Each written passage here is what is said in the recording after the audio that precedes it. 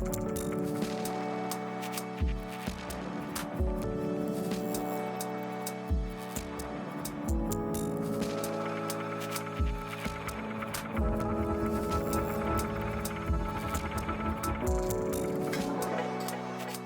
Marleen Sleeuwits and I live here in the Netherlands.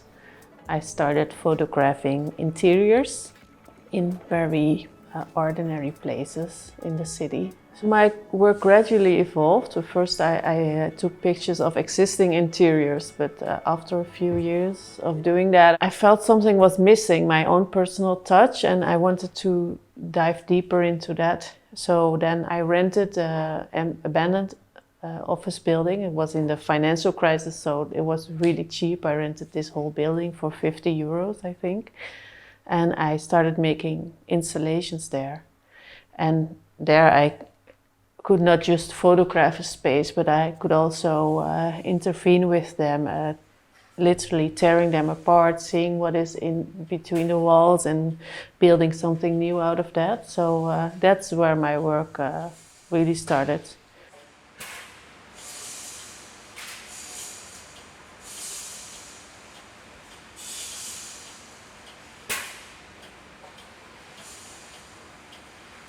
It was one big playground full of contemporary materials with fake walls and fake ceilings and all these cheap materials, laminate flooring or cheap carpets. I literally bundled in these buildings all the tube lights, or I took out all the ceiling plates, or I drilled through the walls and see what is in between them. And with this picture, interior number 45, I cut open the wall and took out the insulation material, which is the shiny part that keeps the heat in. So, and it's also glass wool. And I cut them up into little pieces and nailed them to the wall. And because of the reflection of the light, they have all these different colors. From there, I also make a lot of site-specific installations, so installations that you as a visitor can actually enter. They still consist a lot of photographic prints, wallpaper prints, so it's a lot of photography in there. But it's more like a photo you can walk in.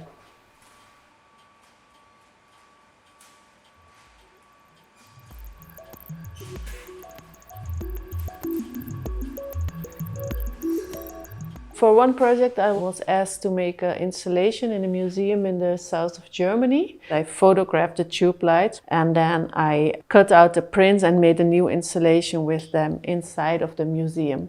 So that was actually a large installation, 7 meters deep by 4, where you walked inside this space where all the tube lights were surrounded by you, making a little dance even on the floor, on the walls on top of you.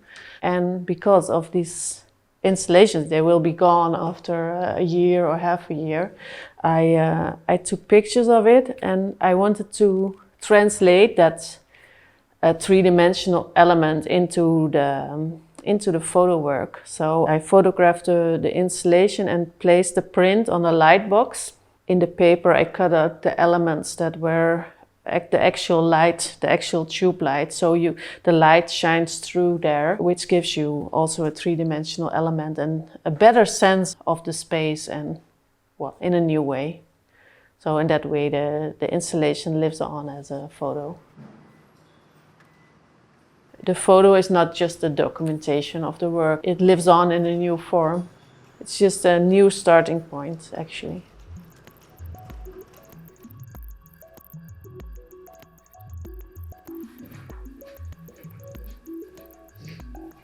Here the starting point is a material that I'm really fascinated by for a longer time. It's the false ceiling plates that you have in all this office building and schools and hospitals. And I always think they resemble some kind of natural structure. So I always cut them up and make new things out of them, because you can break them and tear them up. And for this work I filled all the little holes you have there with green neon paint. It's a lot of work, and then I assembled them into a new interior. This space has no top or bottom or left or right. You don't know where it begins or what the middle is of. I always try to find for elements that are always overlooked, like elements or materials that are so common that you never pay any attention to them. And by isolating them and making them into a surreal installation, I think you have more awareness about what is it that we actually live in, what is the decor we're in. And that's something that fascinates me.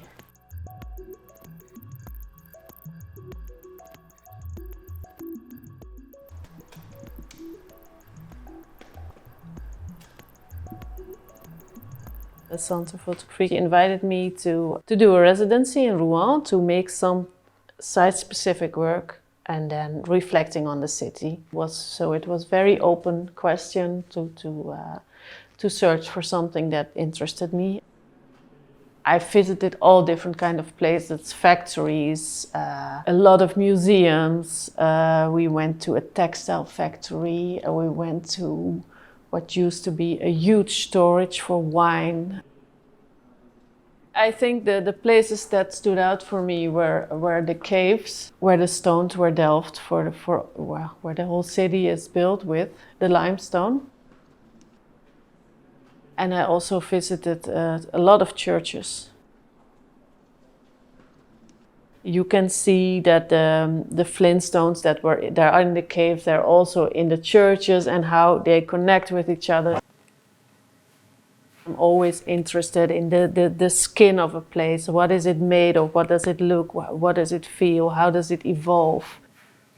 I wanted to see in how I could connect these two worlds, this natural stone and this built environment, how I could connect them in a visual way, so not in a rational way, but by color, by cutting out the same shapes that I found in both places, re-photographing them combined. So I experimented a lot and see what worked and what didn't work. When I had all these pictures, I made the first trip, I printed them out, and what was the most interesting were the structures that I found in the caves and the decay in the churches. What I did is I actually enhanced them by cutting out the elements that didn't interest me. I burned them out or I painted them with color to enhance them.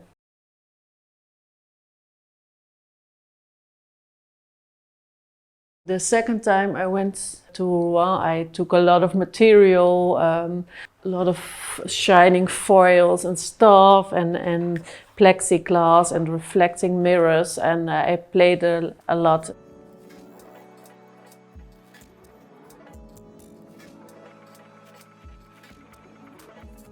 The orange facade inside the church, it was actually a happy accident. I wanted to, you have this technique, it's called decal print, and you can make a film which you burn on a stone. So you actually have a photographic image on a stone.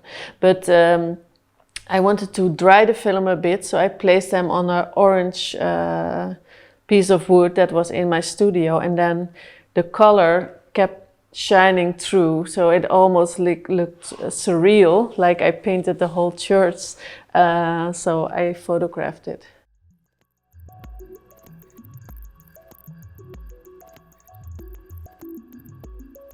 I worked with natural stones that I found and I duplicated them, so and then made patterns with that. That's very important, this repetition. For the first time, I also worked with natural structures. We walked in there with the flashlight, and you had all these little drops of water on the ceiling, and when I shined on them with my torch, it was like there were little diamonds, and they were perfectly round shaped. I don't have to always add something myself, sometimes it is just there. For this project, it's the first time that I worked with silicon mold rubber. It's a way for restoration ateliers to restore monuments or in churches. And for me, it was very interesting because it takes a replica of the surface of a material, and just like a photo does, it takes a duplicate of the skin.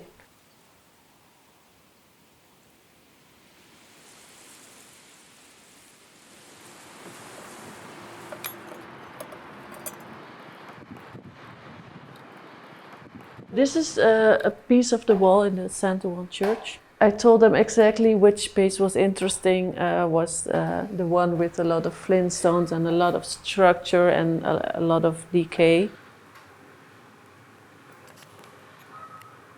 For me, this whole process is to deal with this material. How does it live on in the future, and what will it become in 1,000,000 years? How will these churches, will they still be there? Are we still renovating them, or do they live on in a mold, or do they live on in a photograph?